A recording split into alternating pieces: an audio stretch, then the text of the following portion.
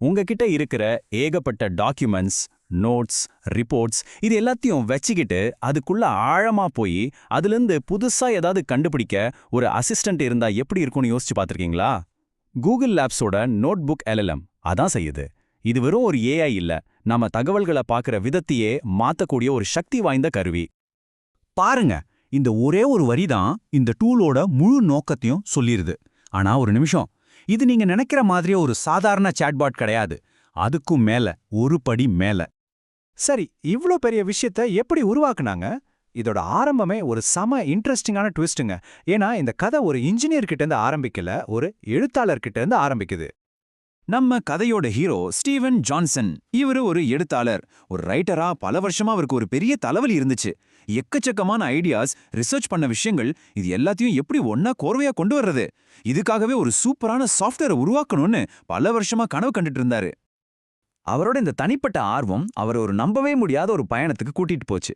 அவர் டெக்னாலஜியை பத்தி பல வருஷமா எழுதிட்டு இருந்தது கடைசியா கூகுள் லேப்ஸ் கண்ணுல பட்டுச்சு. அப்புறம் என்ன, திடீர்னு ஒரு நாள் கூகுள் கிட்ட இருந்து அவருக்கு ஒரு ஃபோன் கால். அது சாதாரண கால் இல்ல, அவரோட வாழ்நாள் கனவை நனவாக்க போற ஒரு கால். பாத்தீங்களா, அவரோட இந்த ஃபன்னியான பதிலே தெரியுது இது அவருக்கு கிடைச்ச ஒரு லைஃப் டைம் ஆப்பர்ச்சுனிட்டின்னு. யோசிச்சு பாருங்க, கூகுள் மாதிரியான ஒரு பெரிய கம்பெனியை உங்க கனவை நனவாக்க நாங்க ஹெல்ப் பண்றோம்னு சொன்னா யார் தான் வேணாம்னு சொல்லுவாங்க? அப்ப சரி, அவங்க என்னதான் உருவாக்குனாங்க? நாம இப்போ யூஸ் பண்ற மத்த சாட்பாட்ஸ்க்கும் இதுக்கும் என்ன வித்தியாசம்? இங்க தான் முக்கியமான விஷயமே இருக்கு. நோட்புக் எல்லாம் நீங்க கொடுக்கிற டாக்குமெண்ட்ஸை மட்டும், ஆமாங்க, நீங்க கொடுக்கறத மட்டும் அடிப்படையா வச்சு தான் வேலை செய்யும். அதாவது இதை இன்டர்நெட் முழுக்க தேடி ஒரு பொதுவான பதில கொடுக்காது. இதை எப்படி கற்பனை பண்ணிக்கலாம்னா, உங்க பர்சனல் லைப்ரரிக்குள்ள மட்டும் படிக்கிற ஒரு ஜீனியஸ் மாதிரி. அதனால இது கொடுக்கிற பதில்கள் முழுக்க முழுக்க உங்களுக்காக ரொம்ப துல்லியமா இருக்கும். இதுல ஒரு இன்ட்ரெஸ்டிங்கான விஷயம் என்னன்னா, இந்த டீமோட ஐடியா அப்போ இருந்த டெக்னாலஜியை விட பல மடங்கு அட்வான்ஸ்டா இருந்துச்சு. எப்படி சொல்றது, இன்னும் கண்டுபிடிக்கப்படாத ஒரு சூப்பர் ஃபியூவலுக்காக ஒரு காரை டிசைன் பண்ற மாதிரி அவங்க எதிர்காலத்துல வரப்போற ஒரு ஏஐக்காக ஒரு அப்ளிகேஷனை பில்ட் பண்ணிட்டு இருந்தாங்க. இந்த ஒரு வரி நோட்புக் ஃபைனலா வேலை செய்யுது. இது அந்த யுரேகா மூமெண்ட்டை அழகா சொல்லுது. இத்தனை நாள் அவங்க கனவு கண்ட அந்த விஷயம் கடைசியா AI டெக்னாலஜி பவர்ஃபுல்லா ஆனதும் அவங்க லட்சியத்தை உண்மையாக்கிடுச்சு. அந்த சந்தோஷத்துல தான் சைமன் அப்படி சொல்லியிருக்காரு. சரி, இந்த தகவல்களிலேயே வேரூன்றிய ஃபீச்சர் நிஜத்துல எப்படி வேலை செய்யுது? வாங்க ஒரு சூப்பர் உதாரணத்தை பார்ப்போம். ஒரு ஸ்கிரீன் ரைட்டர் ஜான்சனோட ஒரு புக்கை படமாக்க ட்ரை பண்றாரு. அப்போ ஜான்சன் என்ன செஞ்சாரு தெரியுமா? தன்னோட முழு புக்கையும் அந்த ஸ்கிரீன் பிளேயையும் நோட்புக் LML அப்லோட் பண்ணி இதுக்கு ஒரு புது ஓப்பனிங் சீன் எழுதுன்னு சிம்பிளா கேட்டாரு. அடுத்த சில நிமிஷத்துல கரெக்டான ஸ்டைல்ல அவரே எழுதுறத விட 10 மடங்கு வேகத்துல ஒரு செம குவாலிட்டியான டிராஃப்டை AI ரெடி பண்ணி கொடுத்துருச்சு. இப்போ நோட்புக் LML பயங்கர வைரலாக்குன ஒரு ஃபீச்சரை பத்தி பார்க்கலாமா? அதுதான் ஆடியோ ஓவர்வியூஸ். இந்த டீம் ஒன்னு நல்லா புரிஞ்சுக்கிட்டாங்க. நாம ஒரு விஷயத்த வெறும் லாஜிக்கா கத்துக்கிறத விட அதோட ஒரு எமோஷனல் கனெக்ட் இருந்தாதான் நல்ல மனசுல பதியும், இல்லையா? இதுல தான் ஒரு ஆச்சரியமான விஷயம் இருக்கு. அவங்க என்ன பண்ணாங்கன்னா, ஏஐயோட ஆடியோவை பெர்ஃபெக்ட்டா ரோபோ மாதிரி இல்லாம கொஞ்சம் இம்பர்ஃபெக்ட்டா மாத்துனாங்க.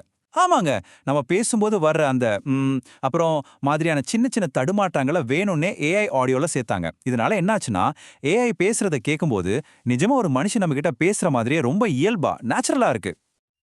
இது எப்படி வேலை செய்யுதுன்னா, பின்னால ஒரு பெரிய வேலையே நடக்குது. இந்த ஏஐ ஒரு ஜேர்னலிஸ்ட், எடிட்டர் டீம் மாதிரி வேலை செய்யுது. அது முதல்ல எல்லாத்தையும் படிக்குது, அப்புறம் ஒரு பிளான் போடுது, அந்த பிளானை அதுவே விமர்சனம் பண்ணிக்குது, கடைசியா எல்லாத்தையும் சரி பண்ணி ஃபைனல் ஆடியோ ஸ்கிரிப்டை உருவாக்குது. இதுக்கெல்லாம் கிட்டத்தட்ட 5 நிமிஷம் வரைக்கும் எடுத்துக்குது. இந்த ஆடியோ ஓவர்வியூஸோட தாரக மந்திரமே எதையும் சுவாரஸ்யமாக்குங்கிறது தான். நீங்க ஒரு போர் அடிக்கிற ரிப்போர்ட்டை கொடுத்தாலும் சரி, இல்ல ஒரு கிரெடிட் கார்டு ஸ்டேட்மெண்ட்டை கொடுத்தாலும் சரி, அதுல இருக்கிற இன்ட்ரெஸ்டிங்கான விஷயத்தை தேடி கண்டுபிடிச்சு உங்களுக்கு சொல்லும். நோட்புக் எல்லாம் ரிலீஸ் ஆனதும் மக்கள் இதை யூஸ் பண்ண ஆரம்பிச்சாங்க. ஆனா இப்படி இதை உருவாக்குனவங்களே நினைச்சு பார்க்காத வழிகள்ல. உதாரணத்துக்கு டஞ்சன்ஸ் அண்ட் டிராகன்ஸ் மாதிரி ரோல் பிளேயிங் கேம்ஸ் விளையாடுறவங்கள எடுத்துக்கலாம். அவங்க உருவாக்குற அந்த கற்பனை உலகங்கள் கிட்டத்தட்ட 200 பக்கத்துக்கு மேல போகும். அந்த உலகத்தை நிர்வகிக்க அவங்க நோட்புக் எல்லாமே பயன்படுத்த ஆரம்பிச்சாங்க. அது பயங்கர ஹிட் ஆச்சு. இன்னொரு பக்கம் ஜப்பான்ல ஒரு யூசர் என்ன பண்ணிருக்காருன்னா, ஒரு இங்கிலீஷ் ஃபினான்ஷியல் ரிப்போர்ட்டை அப்லோட் பண்ணி அதுல இருக்கிற முக்கியமான இங்கிலீஷ் வார்த்தைகளை விளக்கி தனக்கு ஒரு ஜாப்பனீஸ் ஆடியோ லெசன் உருவாக்க சொல்லியிருக்காரு. யோசிச்சு பாருங்க. அதே மாதிரி இதுல ரொம்ப பாப்புலரான மைண்ட் மேப்ஸ் ஃபீச்சர் இருக்கே, அது எப்படி உருவாச்சு தெரியுமா? அந்த டீம்ல இருந்த ஒரே ஒரு இன்ஜினியர் வீக்கெண்ட்ல சும்மா ஒரு பேஷன் ப்ராஜெக்டா பண்ணதுதான். சைமன் இதை முதல்ல பார்த்தப்போ, ஓ இது நல்லாதான் இருக்கு, ஆனா இது ஒரு பெரிய ஃபீச்சரா வருமான்னு தெரியலையேன்னு தான் நினைச்சாராம். ஆனா அந்த மைண்ட் மேப்ல இருக்கிற ஒவ்வொரு டாட்டையும் கிளிக் பண்ணி அதை பத்தி ஏஐ கூட டீட்டெயிலா சேட் பண்ண முடியும் தெரிஞ்சதுக்கு அப்புறம் தான் இது எவ்வளோ பவர்ஃபுல்னா அவருக்கு புரிஞ்சது. சரி, இவ்ளோ கேட்டாச்சு. இப்போ நீங்க உங்க சொந்த டாக்குமெண்ட்ஸ் ஆராயறதுக்கு இதை எப்படி யூஸ் பண்ண ஆரம்பிக்கலாம்? இதை எப்படி யூஸ் பண்றதுன்னு ரொம்ப யோசிக்க வேணாம். இதை உருவாக்குனவங்களே 2 சிம்பிளான ஆனா பவர்ஃபுல்லான டிப் சொல்றாங்க. முதல்ல ஸ்டீவன் சொல்ற டிப். உங்க கூகுள் டிரைவ்ல இருந்து கடைசியா யூஸ் பண்ண ஒரு 15 டாக்குமெண்ட்ஸ் எடுத்து இதுல அப்லோட் பண்ணி பாருங்க. உங்க சமீபத்திய வேலைகளை பத்தி ஏஐ என்ன புதுசா கண்டுபிடிச்சு சொல்லுதுன்னு பாருங்களேன். அடுத்தது சைமனோட டிப். இப்போ ட்ரெண்டிங்கா இருக்கிற ஏதாவது ஒரு நியூஸ் டாபிக்கை செலக்ட் பண்ணுங்க. ஆதாரங்களை கண்டுபிடி ஆப்ஷனை யூஸ் பண்ணி அது சம்பந்தமா ஒரு 40 ஆர்டிகல்ஸை உள்ள கொண்டு வந்து அதுக்கு ஒரு மைண்ட் மேப் உருவாக்க சொல்லுங்க. அந்த முழு சம்பவத்தை பத்தியும் ஒரு பெரிய பரந்த பார்வை உங்களுக்கு கிடைக்கும். ஆக இப்ப கேள்வி இதுதான். இந்த கருவியை வச்சு நீங்க முதல்ல எதை புரிஞ்சுக்க போறீங்க? உங்க டாக்குமெண்ட்ஸ்ல ஒளிஞ்சிருக்கிற ரகசியங்களை வெளியே கொண்டு வர நீங்க தயாரா?